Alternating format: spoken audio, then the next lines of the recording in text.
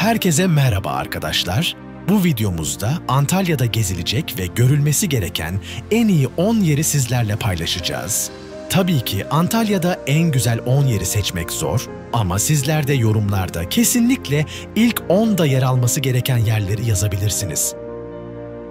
Videomuza geçmeden önce kanalımıza abone olarak ve siz değerli yorumlarınızı bırakarak bizlere teşekkür edebilirsiniz. Şimdiden herkese iyi seyirler dileriz. Ladies and gentlemen, fasten your seatbelts. The magic of Antalya awaits.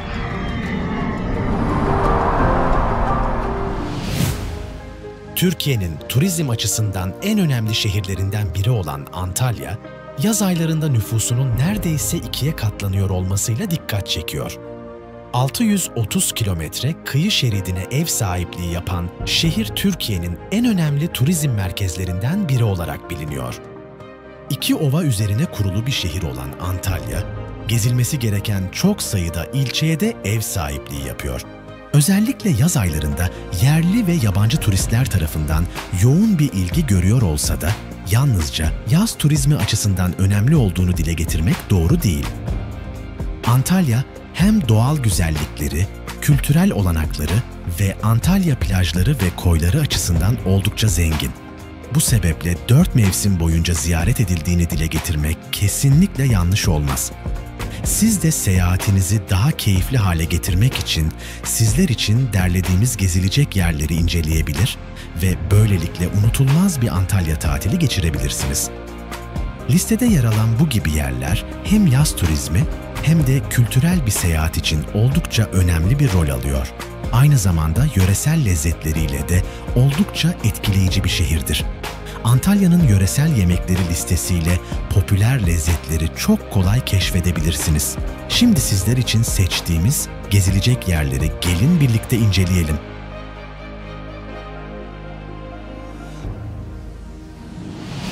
Birinci adresimiz Antalya Müzesi. Birinci Dünya Savaşı'nda işgalcilerden kurtarılan eserlerin sergilenmesi amacıyla açılan Antalya Müzesi, Konyaaltı plajına ve Atatürk Parkı'na yalnızca 5 dakika yürüyüş mesafesinde yer alıyor.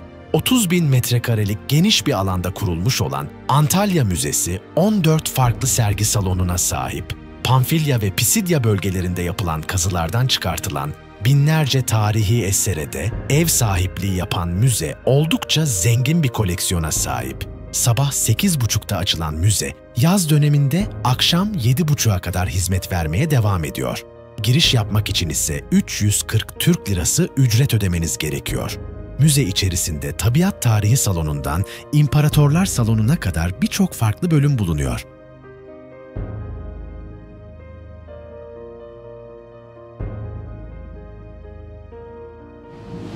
İkinci adresimiz Düden Şelalesi. Antalya'nın merkezinde bulunan Düden Şelalesi, şehrin doğa harikalarından biri olma özelliğini taşıyor. Merkeze yalnızca 10 kilometre uzaklıkta bulunan Kepez ilçesinde yer alması ise ulaşımı oldukça kolay hale getiriyor. Şelale içerisinde ahşap yürüyüş yolları, seyir terasları, kafeler, restoranlar ve çay bahçeleri bulunuyor. Yeme içme ihtiyaçlarınızı karşılayabileceğiniz farklı işletmelere ev sahipliği yapıyor olması, günün her saati oldukça kalabalık olmasına yol açıyor. Düden Şelalesi etrafında pek çok farklı otel de mevcut. Böylelikle tatilinizi uzatabilir, tatiliniz boyunca Düden Şelalesi'nin 40 metre yükseklikten Akdeniz'e dökülerek oluşturduğu muhteşem manzarayı izleme şansı yakalayabilirsiniz. Yaz aylarında sabah 8 ile akşam 7.30 arasında açık olan şelaleye 50 TL ücret ödeyerek girebilirsiniz.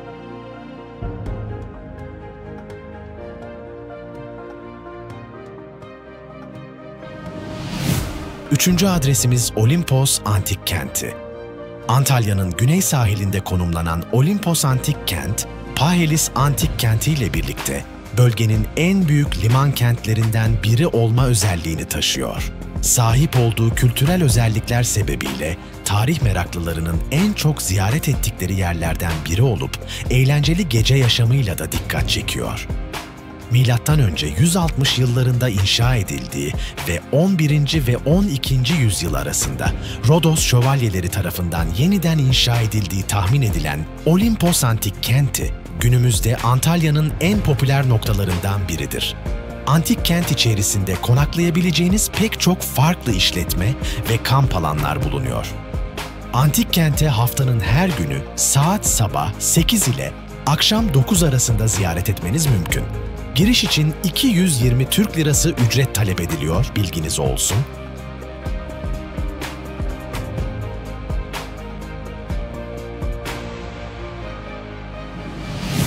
Dördüncü adresimiz Kurşunlu Şelalesi. Merkeze yaklaşık 20 kilometre uzaklıkta bulunan Kurşunlu Şelalesi, bölgenin en çok ziyaret edilen doğal güzelliklerinden biri. Çevresini seven, zengin bitki çeşitliliği ile görenleri adeta büyüleyen şelale, haftanın her günü sabah 8 ile akşam 8 saatleri arasında ziyaret ediliyor.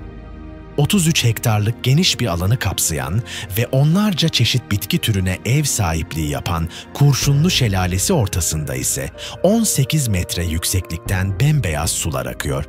2 kilometre uzunluğunda dik bir kanyon içerisinde bulunan şelale tropikal bir manzara ile ekolojik turizm alanında Antalya'nın en önemli yerlerinden biri olmayı başarıyor.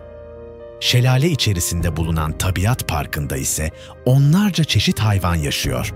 Ücret olarak ise yetişkinler 50, öğrenciler 30 Türk Lirası ödeme yaparak şelaleye girebiliyor.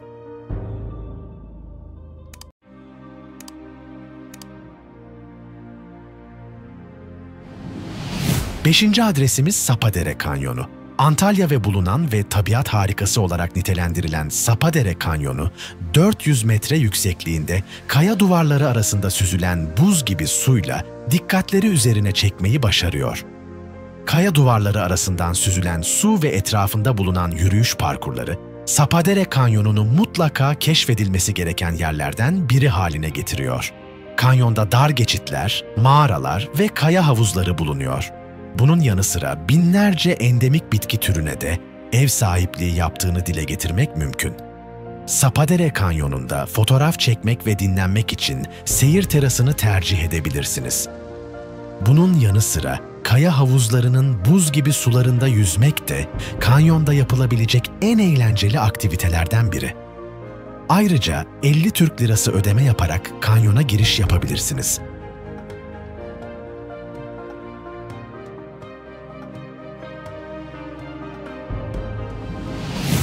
Altıncı adresimiz Aspendos Antik Kenti. Tarih ve kültür gezilerinin en kıymetli noktalarından biri olan Aspendos Antik Kenti, merkezde yaklaşık 46 kilometre uzaklıkta konumlanıyor. Milattan önce 10. yüzyılda inşa edildiği düşünülen ve günümüze kadar özenle korunarak gelmeyi başaran antik kent, Roma dönem mimarisinin en güzel örneklerinden biridir. Aspendos Antik Kenti, yaz aylarında klasik müzik festivallerinden sanatsal etkinliklere kadar pek çok farklı keyifli aktiviteye ev sahipliği yapıyor. Bunun yanı sıra antik kent içerisinde agoralardan su kemerlerine, tapınaklardan akropollerden hamamlara kadar pek çok farklı mimari yapı görmek de mümkün. Roma mimarisine meraklı olanlar tarafından yoğun bir ilgi gören antik kent yalnızca aktiviteleriyle bile oldukça ilgi çekici. Giriş için 200 Türk Lirası ücret talep ediliyor. 7. adresimiz Tazı Kanyonu. Köprülü Kanyon Milli Parkı sınırları içerisinde yer alan ve görüntüsüyle görenleri adeta hayran bırakan Tazı Kanyonu, Antalya merkezine 105 kilometre uzaklıkta konumlanıyor.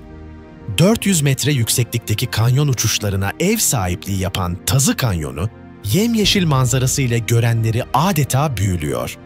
Milyonlarca yıldır doğal etkenler ile oluşan Tazı Kanyonu'nun antik çağlarda Bilgelik Vadisi olarak anıldığı biliniyor.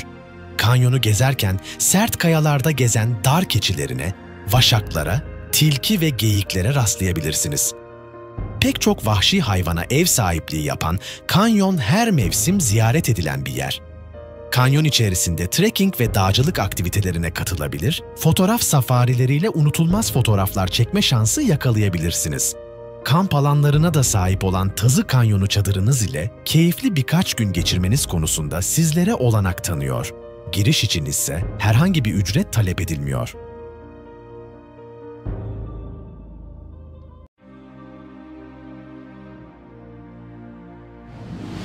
Sekizinci adresimiz Göynük Kanyonu. Antalya Kemeryolu üzerinde bulunan Göynük, küçük bir tatil beldesi olarak biliniyor. Antalya'nın merkezine 36 kilometre uzaklıkta konumlanan ve 4 kilometre uzunluğuyla doğa gezilerinin vazgeçilmez noktalarından biri olan Göynük Kanyonu, beldenin en sevilen doğal güzelliklerinden biri. İyi düzenlenmiş yürüyüş yollarını ev sahipliği yapan, kamp alanlarını bulunduran ve adrenalin dolu bir macera yaşayabileceğiniz tel köprülere yer veren Göynük Kanyonu, Antalya'nın en heyecanlı yerlerinden biri olma özelliğini taşıyor.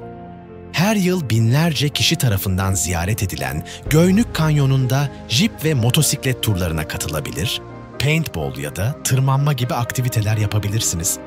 Kanyona giriş için ise 30 Türk Lirası ödemeniz gerekiyor.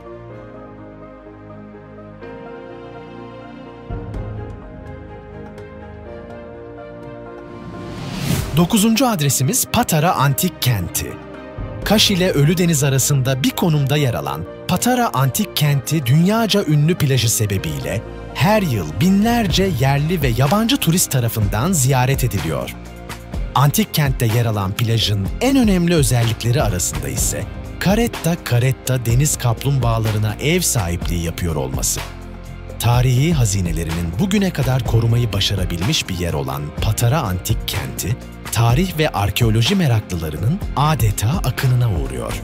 Tarihle iç içe keyifli bir gün geçirmenizi sağlayan antik kente giriş için 200 Türk Lirası ücret ödemeniz gerekiyor.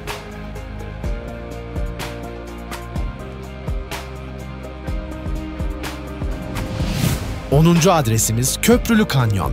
Rafting, kaya tırmanışı ya da kamp gibi ekstrem doğa sporları yapmak isteyenlerin gözdelerinden biri olan Köprülü Kanyon, Antalya merkeze yaklaşık 85 kilometre mesafede bulunuyor.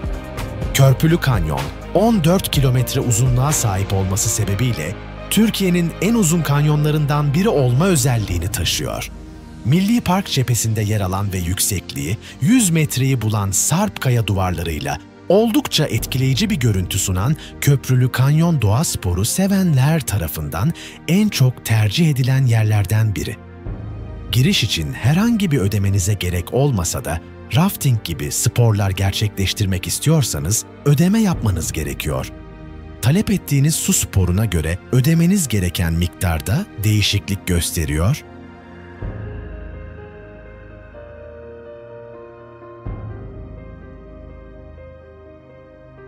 Evet arkadaşlar, bir videomuzun sonuna geldik. Sizler de yorumlar kısmına bu video hakkındaki değerli görüşlerinizi yazabilirsiniz.